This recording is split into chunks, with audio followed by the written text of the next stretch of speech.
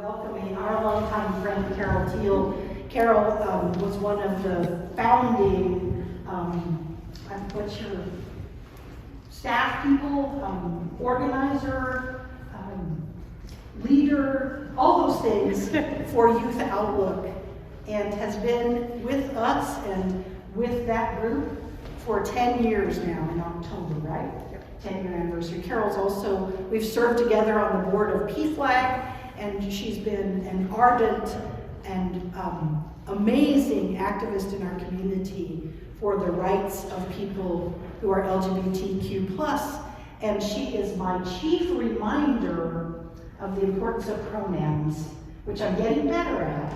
Yes, yes. So I would know that you join me in welcoming Karol Teal and waiting to hear what she has to say. Let's welcome her.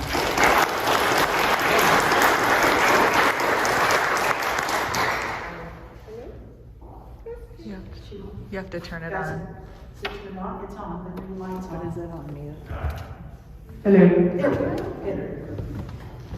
Thank you, Pastor. Hi, I'm Karol with a K. That helps people remember. And I always say that at group. When we check in, we go through a little spiel at group. And so it goes like this. Hi, I'm Karol with a K. I work here at Youth Outlook, is usually what I'll say. I've been working at Youth Outlook for 10 years. Our first group was actually here on October 6th of 2011, so that was our official anniversary. We had an excellent party that we kind of made a Halloween party this year, so that was excellent, even though unfortunately our favorite space here in the church, the basement, wasn't available, and I can't wait to hear more about that later. Let's see. Youth Outlook itself has actually been around since 1998. They started in the suburbs. They came out and spoke to our PFLAG group, which was established in 2006. They spoke to us in 2010 about what they did. They had a board member come out and explain how the drop-in center worked. The co-founder of PFLAG is Barbara Schwager, and she and I had been talking about what our youth in the area needed. Support, a safe space, people that didn't treat them different, and this Youth Outlook seemed to be a deal. So we talked to them. It was quite an ordeal. It still is to get a group going. You have to have community investment, people that are willing to volunteer, put in time, and we honestly didn't know when that was going to happen. I got trained to be a volunteer. I started volunteering at the DeKalb site that they have on Monday nights.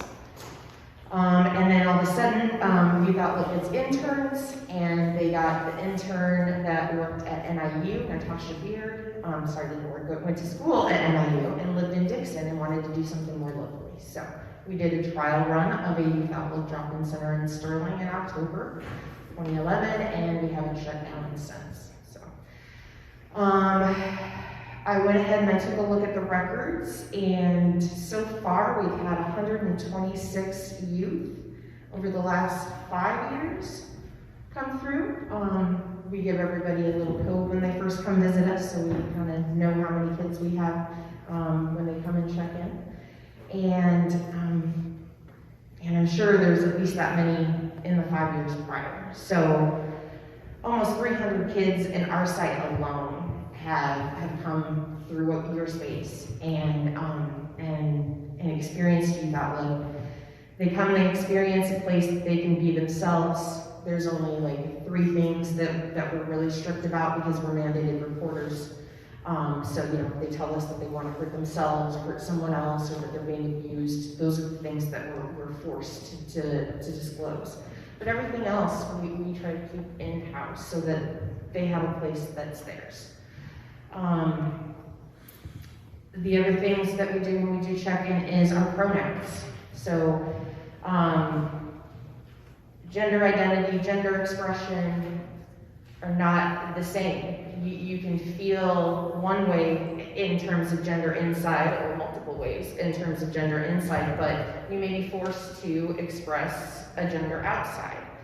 So we give youth the opportunity to try on whatever they feel, whatever day they want. So they can change their pronouns from week to week, month to month, never.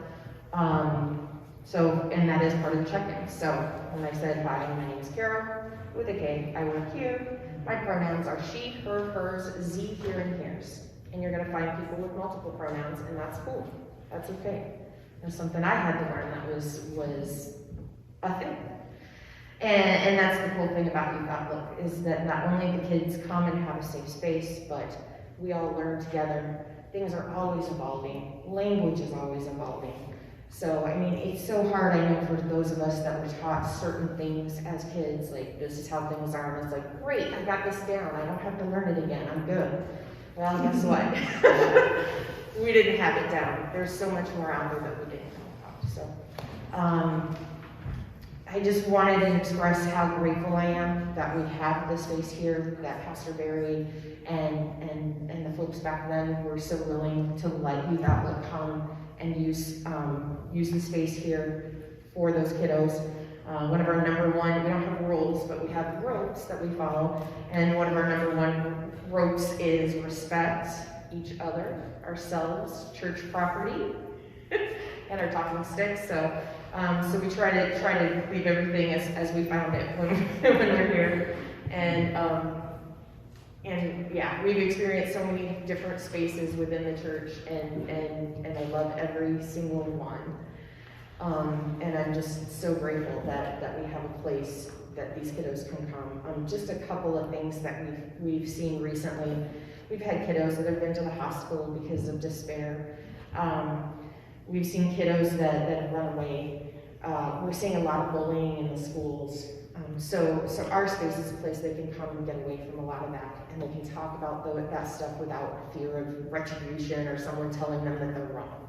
And that is so important, and I'm just so grateful for that, and thank you for allowing us to be here and do that, and for being a partner with us. Thank you.